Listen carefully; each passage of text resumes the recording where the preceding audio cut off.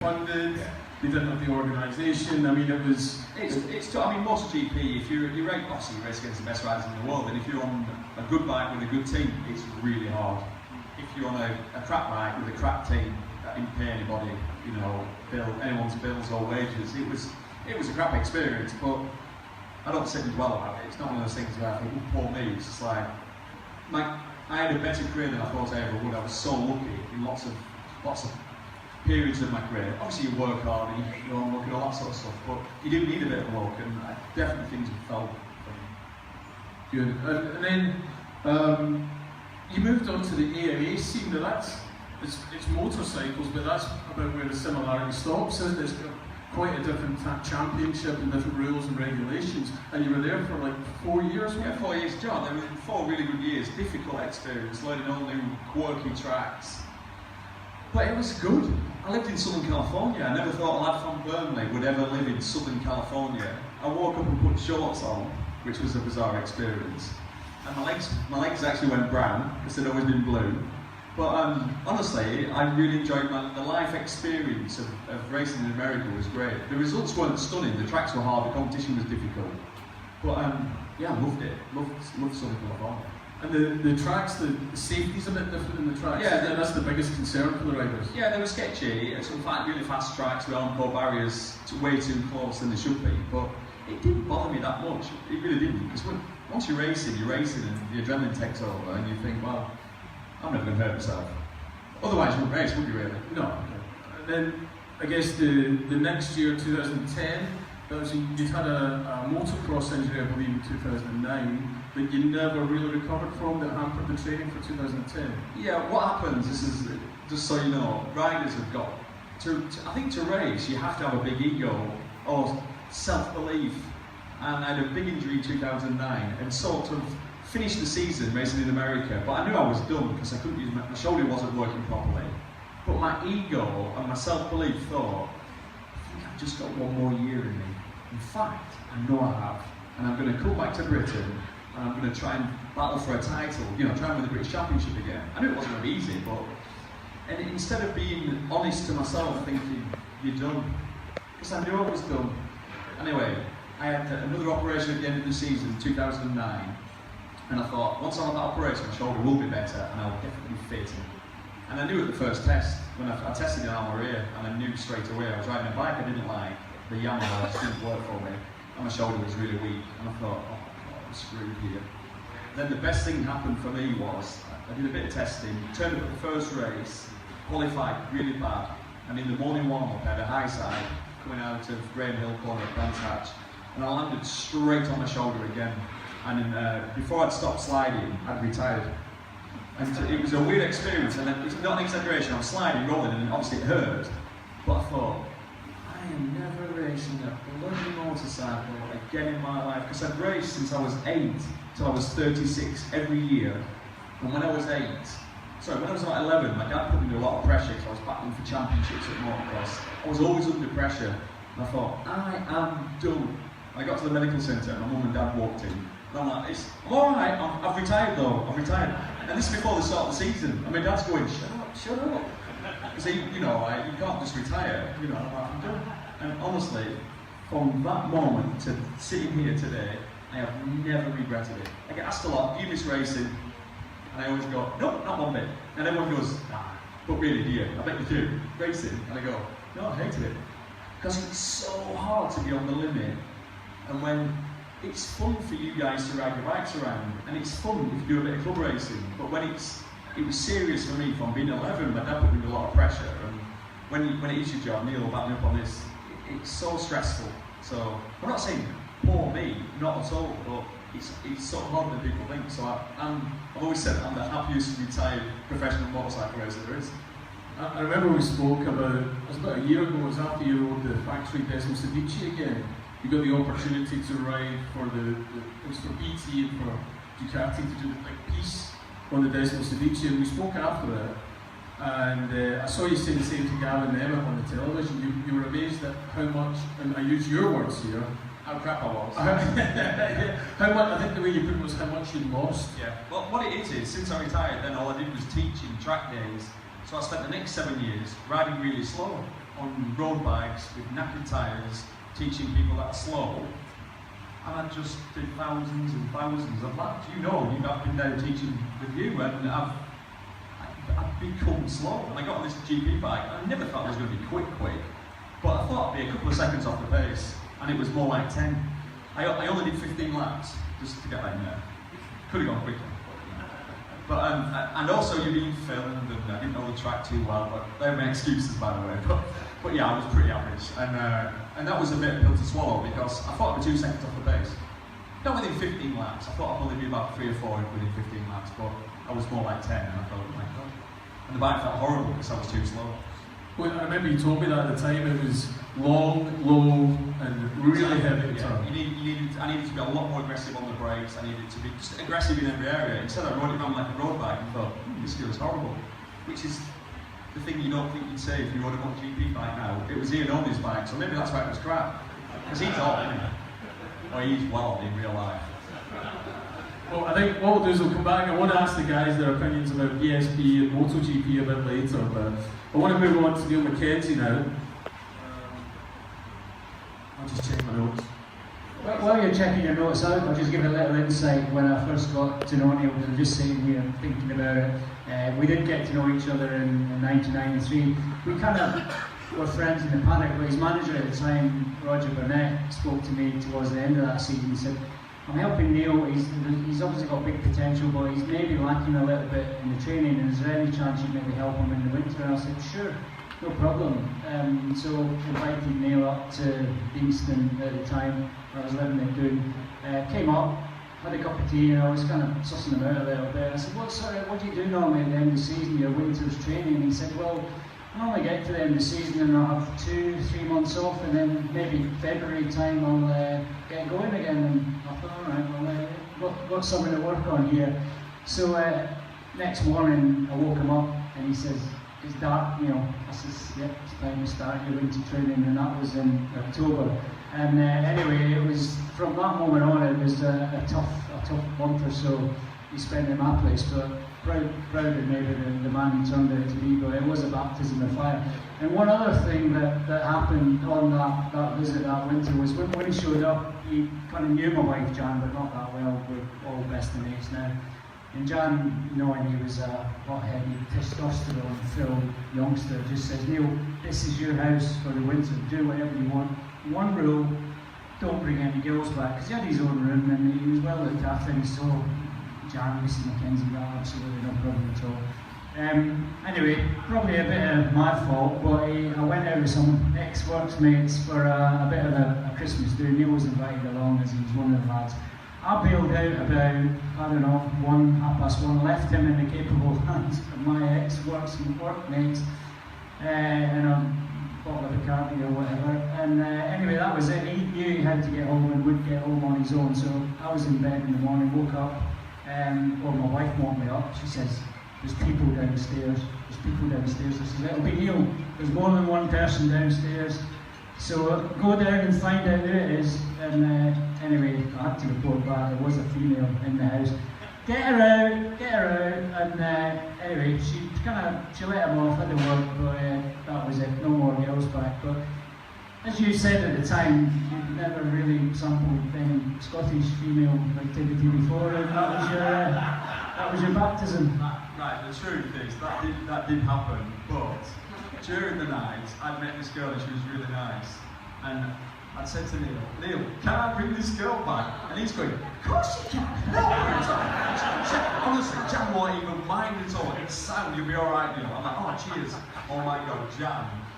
She looked at me when she saw this girl, and it was like that famous line of, I'm not angry, I'm just disappointed. Because she'd Jan, and she treated me like a son. She took me under her wing, fed me, clothed me, looked after me. Whilst the honour of staying up at Niall Mackenzie's house, I let them down. But it was, I don't let them down because Niall's like, I'd be right, don't worry about it. And when he woke me up that first morning, I honestly thought he was joking. 6 o'clock, pitch black, and it snowed. So it sounds like I'm exaggerating, but it snowed. So I've never even been up at that time. I thought I was fit, even though I didn't really train, but I was good at cross country at school, so I thought I was fit. And we went out running every morning at that time, imagine, pitch black, freezing cold. He'd come into my room and go, "Come on, get up." And I'll never forget it. It made me realise that if you want to be good, or to be a proper sportsman, you've got to be dedicated. And I wasn't dedicated at all.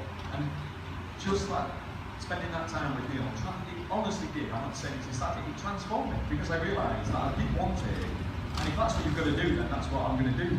And then I'm blaming Neil, because for the rest of my career, I'm completely obsessed with training. I overtrained so much, all because of this lunatic. And lastly, my mates that night have hated you ever since, because every one of them was trying to get off with that girl. And you came up from Lancashire, made it happen, and so you went home and you weren't welcome after that. That's not that one. And I experienced the most important thing out of the whole trip, Irn Bru Vodka. We were drinking Irn Bru Vodka. I'm like, oh my god, I'm in Scotland now. This is what it's all about. Fantastic.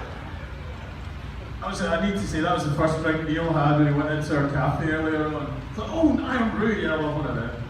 So, for anyone who doesn't know a bit about Niall Mackenzie's background, I've got a few notes here as well. So, I think it's fair to say, if you think about any of our racing greats and Britain's most successful motorcycle racers, it's going to include Niall Mackenzie, of course Neil Hodgson as well, but it'll include Barry Sheehan, Mike Halewood, John McGuinness. These are the kind of names that these guys are to be considered in serious races.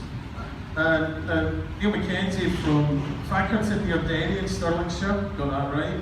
You were Scottish 500cc production champion in 1982, a Yamaha Pro-Am World Cup winner in 83, British 350cc champion in 1984, 85, and British 250cc champion in 85 and 86. Then moved into 500cc class in 86 on a Suzuki, before spells on a Honda and a Yamaha. Finished in the top 10 of the World Championships, now known as Moto GP, 6 times between 87 and 94. All good so far? Yeah, I was actually 10th in 86 as well, but I will pay off for that. Right, okay, sorry, Chad. Not that I ever have looked at these statistics. Okay, and notably for us, you were British champion, now known as British Superbikes, in 96, 97 and 98. And I need to check this one, I don't know how many Shaky's won on the trot, but... Yeah, not Shaky, I'm very privileged, because Shaky has says that his last thing in British Superbikes, because he's won 6 titles, was to win 3 in a row, and the only person who done that was me. So probably the only thing that Shaky hasn't done in the world of British Superbikes. So unfortunately won't be doing it this year, but who knows for the future. No, indeed. So moving on, so your final season was 2000 British Superbike season. Although you did a farewell one-off at your adopted home of Knockhill in 2001. And you also stood in for the injured Yukio Kagayama at Donington Park in 2002. I think you'll agree, ladies and gentlemen, that's a fantastic career. Absolutely fantastic career. So both of you guys.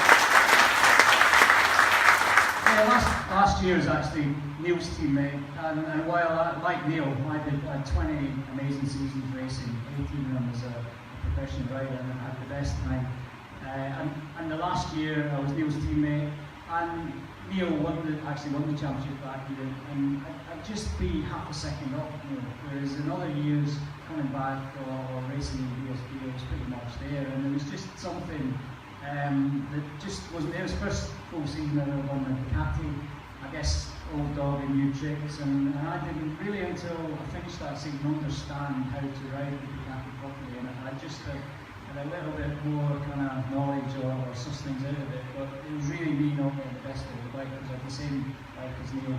But I just thought, towards the end of the season, I had a few fairly big offs, and thought no matter how safe I can make this, it's always going to be dangerous, and I just felt like Neil, I'd given it everything and enjoyed every minute of 20 years, and got to sit on the grid. You've got to be sitting there hating everyone, super competitive and prepared to risk everything to win.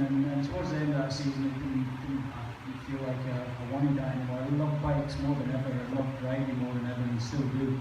But when you're racing, you sort of give it your all.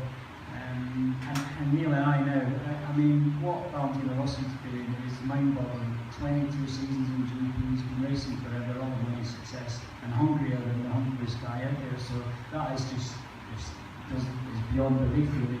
But when your time's up, I think it's good just to jump out. And yeah, I've jumped back in a couple of times. There was a few incentives at these times, but I enjoy coming back very much because I want to often. And I get asked that the most sort of popular question is, do you miss racing? And no, because I can only do it one way, but love bikes more than ever. But I do need to add that you've got a way back into racing with your two sons. So Taran and Taylor, exceptionally good riders, and I don't know if you watched BSB at the weekend, Taran had just a blinder of a weekend. I think he was an unfortunate off in race 2, I think. But I mean, the young lad, he's got fight in him like you wouldn't believe. I don't know if you saw the coverage, absolutely superb.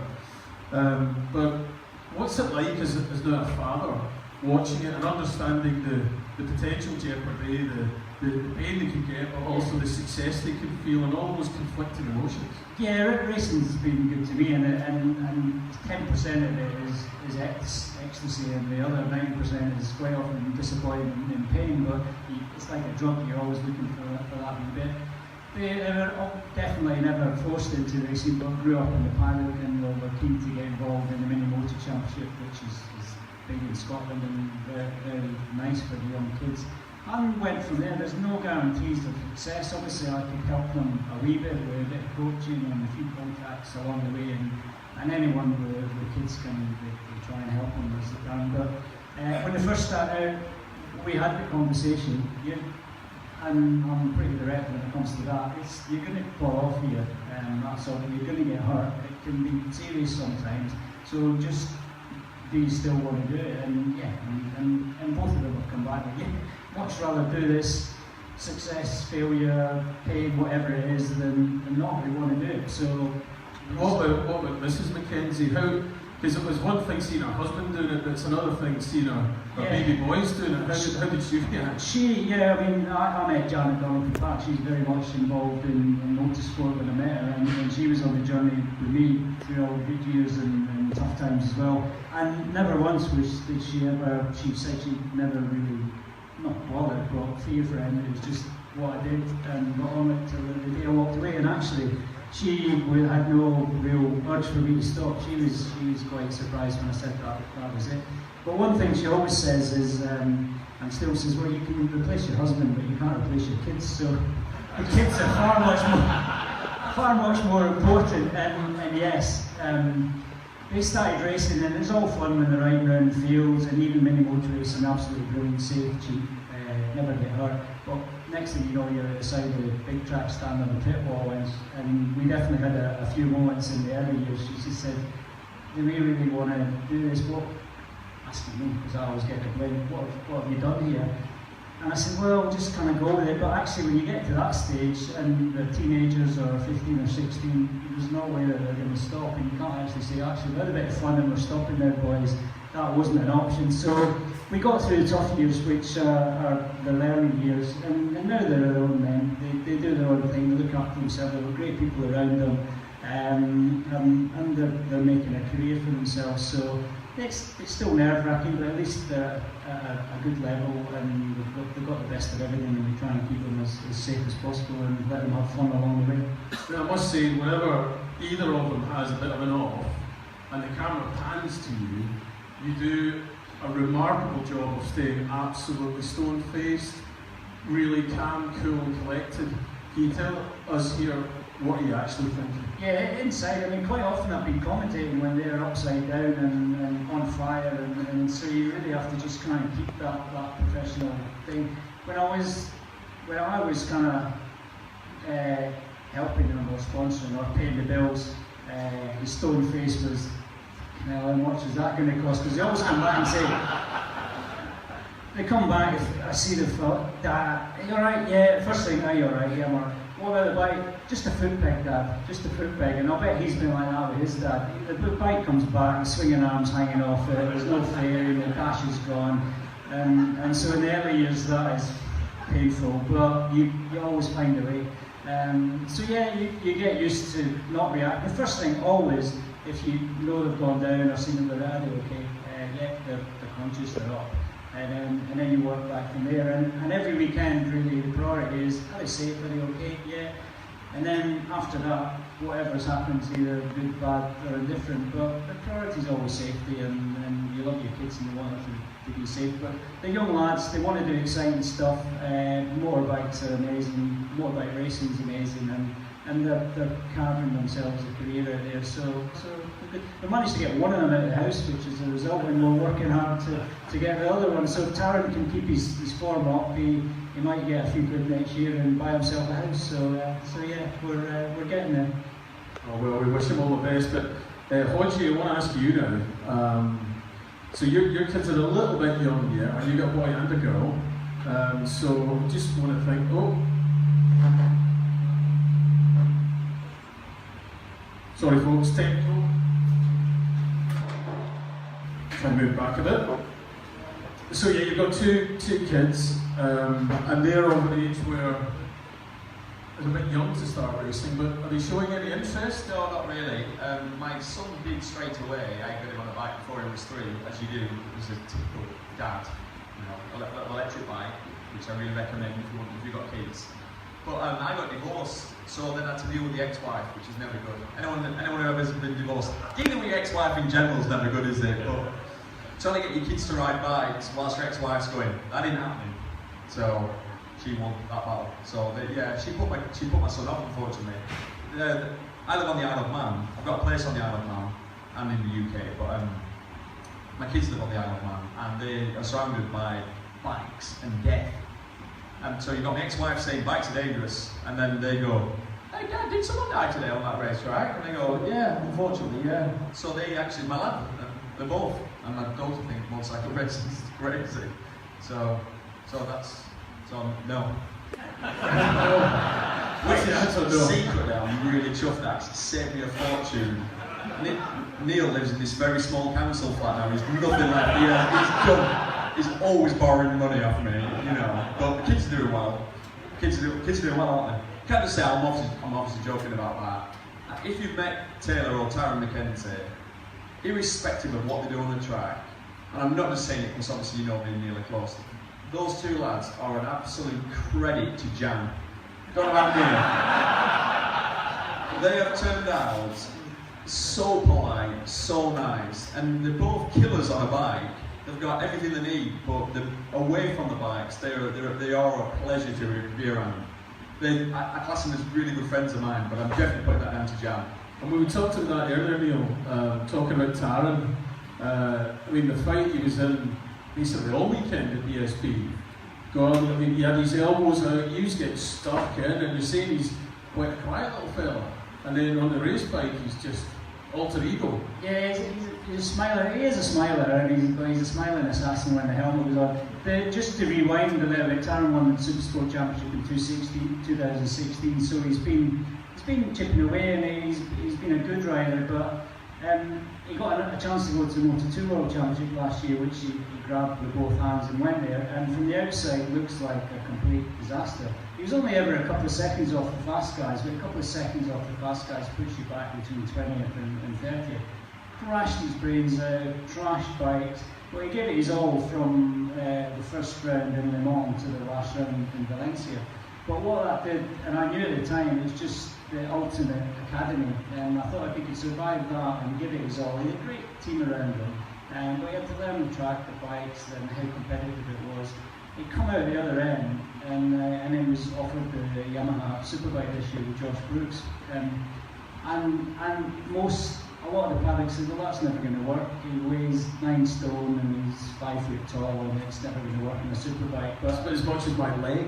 Yeah, but I knew what he'd done last year. I put him in, and Neil will agree with me. So in the superbike, from the first lap out of the pit lane testing in Cartagena, he's looked good, and he actually ended up faster than his teammate Josh Brooks at the first test, and everyone went, ooh, Josh Brooks must be having a bad time, the bike's not quite right, but we knew he was going to be okay. And he's just chipped away, he's been disciplined when he's gone to places like Padwell, got through the weekend, and then he's given it his all when he can, but it's all come together. But that's a couple of years in the making, where everyone thinks at the weekend he just suddenly got the hang of it. But it's been coming, and I knew when he was ready, he would be ready to have a go. So taking it to Leon Haslam and the guys at the weekend and grabbing a couple of podiums was amazing, and he's obviously over the moon because he set himself some goals. But it's a lot of years. It's from the mini moto thing. It's an apprenticeship racing, and you have to do it step by step.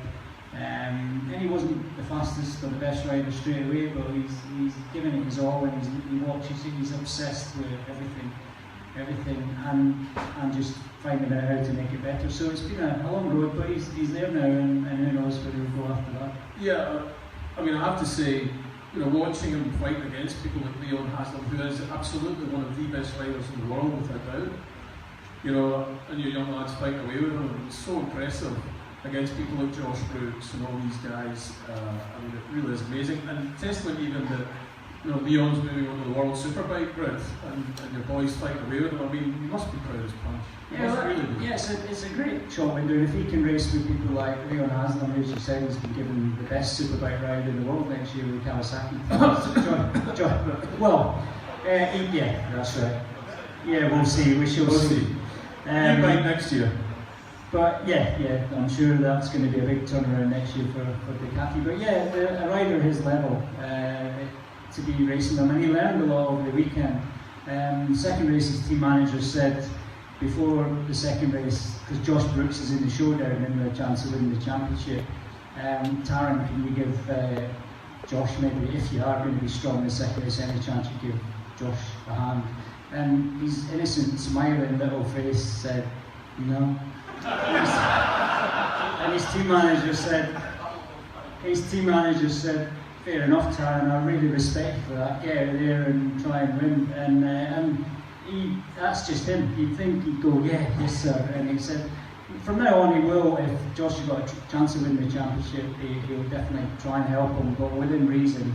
But at the weekend he says, no, I might have a chance to win this, and I'm loving it. So he's ruthless inside. I didn't even expect him to say that, but there you go. And that's what makes a racer at the end of the day when they're determined.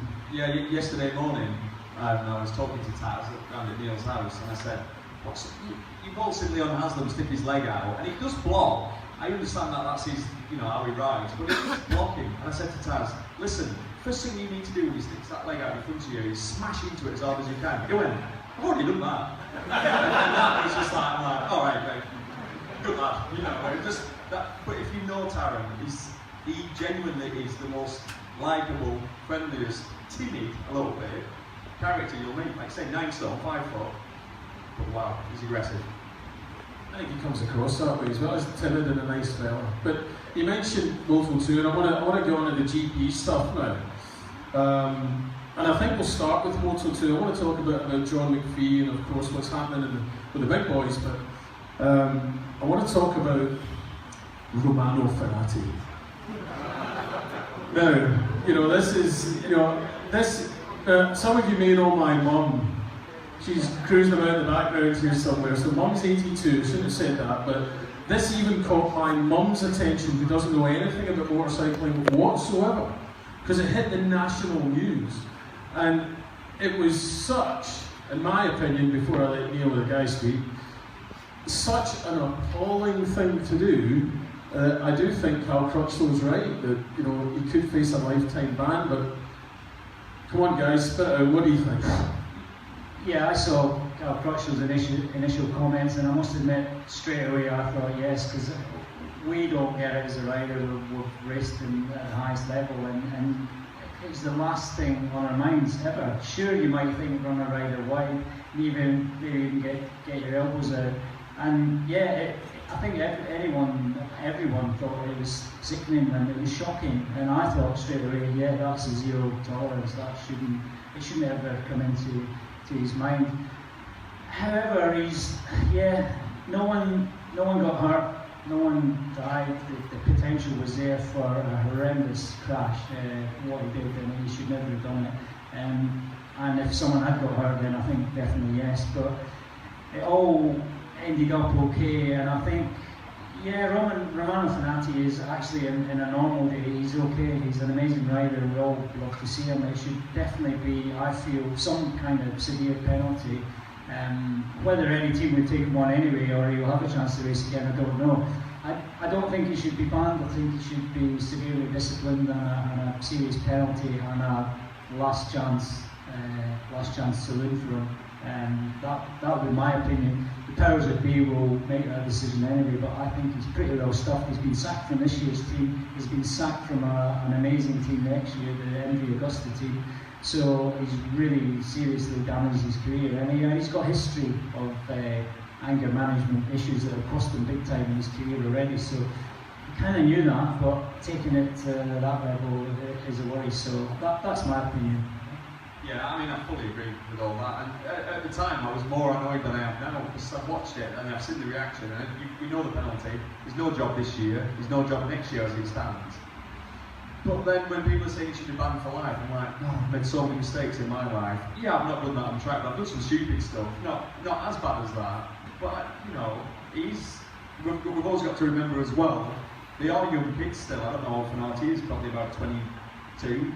We've done some stupid things, haven't we? You know, when people are going, no, that's it though. He should be banned for life. I'm like, I wouldn't want to put that on the kid. You know, he should get another opportunity. So, probably, I know I'm not hating to say, but I hate saying that. But people go, they don't agree. But everyone deserves another chance. I know he popped up before, but like I say, not killed someone, not shot someone, or done anything worse. Fair enough. I think differently. I thought it was a problem. But anyway, we'll move on. Ban him straight away. Give him another chance. Well, see, I'm looking at the context of, you know, he's punched out one of his crew chiefs. I mean, when you think of the whole history of the guy, he's a bit of a hothead, isn't he? But in tennis, there was all that thing about the Williams sister, and it's sexist and all that lot. And not that I'm going off on you might be going off on a bizarre tangent now, but she was appalling the way she behaved on court. I guess you could say that she wasn't dangerous to an opponent, but it's where you draw the line at that. Isn't it? Hey, imagine this though, if it was football, I love this. If it was football, Manzi he'd have crashed on purpose. And he'd still be lying on the track now, wouldn't he? Manzi. Oh. Did he get sent off? Oh. It's funny, I thought afterwards. Okay, so we'll move on. I want to talk about our homegrown talent now. So, Neil, we met a few years ago at a Ducati event, and I think Neil deliberately waited until I'd had quite a few too many beers to ask me to sponsor John McPhee. So, ended up costing me thousands that drink that night. But hey, it was the easiest sell you've ever seen. Martin's like this. He's like that. And I went, Martin, how's about sponsoring John McPhee? He went, alright, how much? I went, oh, a couple of grand you'd be happy with. He went, deal. The easiest sponsorship deal ever. Don't actually remember any of that conversation. I got the beer mat still with his signature on. Because you've got to, you know, I mean, if we're going to contract, it needs to be, you know, and the witnesses' contracts. Yeah, signatures. But so, John, I'm especially close with John and his career. So he's had a difficult time with the smell or something. He's had a difficult time the last couple of seasons, and I think you could look at the package, you could look at the team, but instead of talking about that and focusing on that, and you might want to touch on it, but I think next year he's got a real opportunity on a well-backed package, on a proper outfit. I think this is a real opportunity for John. Yeah, I think John's had about 5 years in World Championship racing, but never had a real good opportunity. It's World Championship racing. You're racing against the best riders in the world. But there's big differences between the teams, and John, we could never say this on TV, but he's been in some crap teams, simple as that really, and he hadn't stood a chance, and he's overperformed in lots of situations, and people know that in the paddock. Finally, John's got a great opportunity next year in the Sepang International team. It's a proper team. It's like a factory Moto 3 team.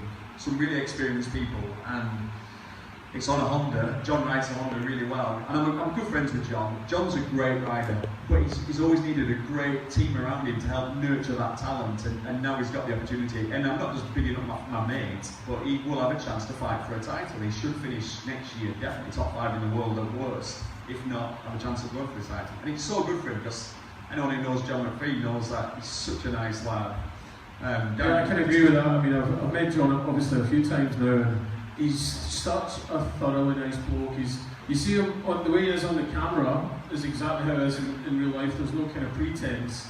And when I first met him, I thought, oh, it must all be champagne and dancing girls and all that kind of stuff. Absolute nonsense.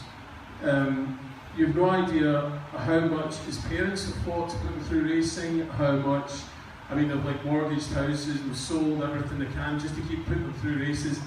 And eventually there'll come a time where his parents will say, look, enough is enough, mate, you know? And, you know, the opportunity to get paid for what he's doing is of huge benefit, because as he told me, he's travelling alone for a year is over £60,000. And you probably find, on the Moto, correct me if I'm wrong here guys, in the Moto 3 grid, probably about maybe 10% of the guys are getting paid. Some of the guys are doing it for nothing, and the other guys, probably 60% are doing it for nothing, and then the percentage that's left are actually having to bring money. So there's very little money in those lower stages, yeah? What happened when I spoke to you that night, when you were drunk and we did the deal? Actually, the conversation was much longer than that, and you said something about, what does John earn? I went, he doesn't earn anything. I said, it's nothing, absolutely nothing. He doesn't have a car. In fact, he needs somebody for a car, and was trying to buy one, he was trying to buy a 500 quid runaround. He had nothing. And your perception is, what's John McPhee like? Yeah, I bet he's got girls and champagne. I'm like, no, there's, you know, it's harder than people think. So I was shocked. I was absolutely shocked. I still am, because you're still not earning a lot of money out of this, you know? No, you're in a position where you ride for a decent team, you're winning, chance to win races, but you're earning less than the minimum wage, basically. It's bizarre, isn't it? It's not what people think sometimes. People think me and Neil are worth ridiculous money. We laugh and joke about it sometimes, don't we? I was talking to this architect woman at Silverstone, and she was telling me what her business is. Oh, we do high-end stuff. And I went, oh, I could do with some advice. And I only advice. She went, oh, well, you know, it doesn't have to be that much money. You know, for £500,000 we could do some really nice stuff. And she said it like as if I'd say, for £5,000 you can do some really nice stuff. She spent £500,000. I'm thinking, well, now, that's the value of my house. You know, but people think you're absolutely wrong in it. So I know we're running a bit short time. I want you guys to come and meet the two Neils in a second, and we want to do some pictures and autographs and all that kind of stuff. But we really do need to talk about Moto GP.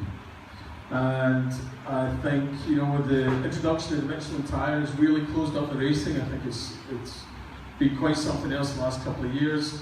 Obviously, Marquez is way ahead, but I think he may struggle. I hope he struggles to keep that lead, because it will tighten up the championship a bit. But let's talk about the Ducati riders first. Obviously, we're in a Ducati dealership. What about this Lorenzo moving and going to Honda? I mean, it's quite a coup, isn't it? Yeah, it's a big thing. I just feel sorry for Ducati. Obviously, Ducati paid him a lot of money. They paid him that money to win the championship, not battle for the championship. And it didn't happen, obviously, in year one. Then, behind the scenes, what happened, which you probably don't know about, is pre-season testing for this year went really bad, and he was quite rude to a lot of people in the team, I got told. And they'd sort of had enough of Lorenzo before the season started, but hoped the results would come, and they didn't straight away. He struggled at the start of this season. So you get to a point where they have to make a decision, and obviously it's big money that he wanted to stay, so they were just like, well, it's not happening, he hasn't delivered, we're going to have to get rid of him. So as soon as they said to him, look, we're not going to renew your contract, he did the surprising thing and approached Honda, which no one saw coming. I certainly didn't. And Honda said straight away, yeah, we'll have you. Subsequently, what happened then, almost like the next round, everything just clicked for Lorenzo, and he won. Then he won the weekend after, then he won a few weekends after that, and he's been amazing.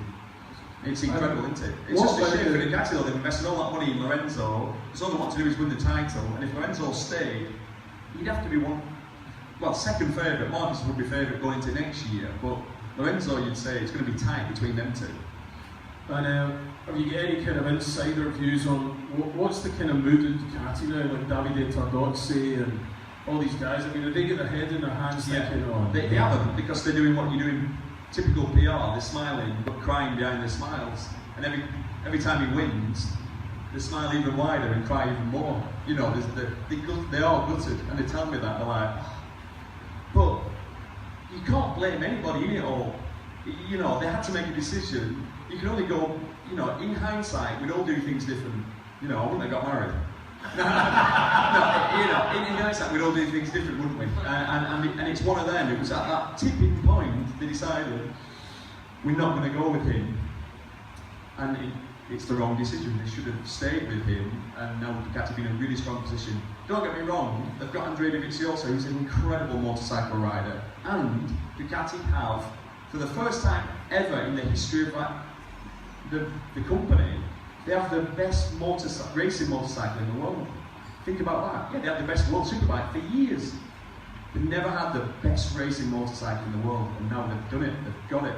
They won the World Championship with Stoner. I think they have the best rider then. Stoner flattered the Ducati, as we've seen. But now, ask any rider in that paddock, they'd all say, I want to ride the Ducati. It's cool, that. It's good, isn't it? Yeah, yeah. Nice. Well, it's good for us. Yeah, it is really good. Yeah. And Neil? Yeah, Tell me, you know, I just want to your know thoughts. your thoughts on my that. thoughts. My thoughts. I've always been a massive Rossi fan, and consequently not a massive Jorge Lorenzo fan. Respect his talent and his achievements always. However, this year the new Mark II, new and improved Jorge Lorenzo for me is just amazing. In combination with the Ducati, he'll take it to Marquez. He'll do aggressive passes. He'll do offline passes. I've never seen him fight like this before. Leg dangling. He's just brilliant, and I love him. And I'm gutted at the weekend when he fell off, and I'm a fan now in a big way. And never really saw, because Neil and I talk a lot. We're at a lot of Moto GP rounds. The stories we heard in the first third of the season about Lorenzo was just a joke. I mean, the staff, including Tardozzi, didn't even want to talk about him. He was like a little bit of an embarrassment and a waste of time. And then suddenly this amazing thing happened. So, I mean, I'm a fan, and Neil's right. Suddenly they have got a bike. Quite often we're seeing 4 Ducatis in the top 6 in any one practice session, which they've just cracked it. So hopefully they'll carry that on to next year. I'm very much in the minority when I think Lorenzo will crack the Honda as well. My 2 boys don't agree, Neil doesn't agree, but Ducati have allowed him, strangely, to test that bike before Christmas, end of the season. So Honda are going to have some good feedback. He's in the factory team. And while Marquez is the golden child and wanting to win, I think they'll do their very best to build a bike, and I think he'll figure it out, because he's had to dig very deep in his riding abilities and changing his riding and his attitude and the way he does things to get the Ducati to work. And I think now he's got these skills, he can do it with the Honda.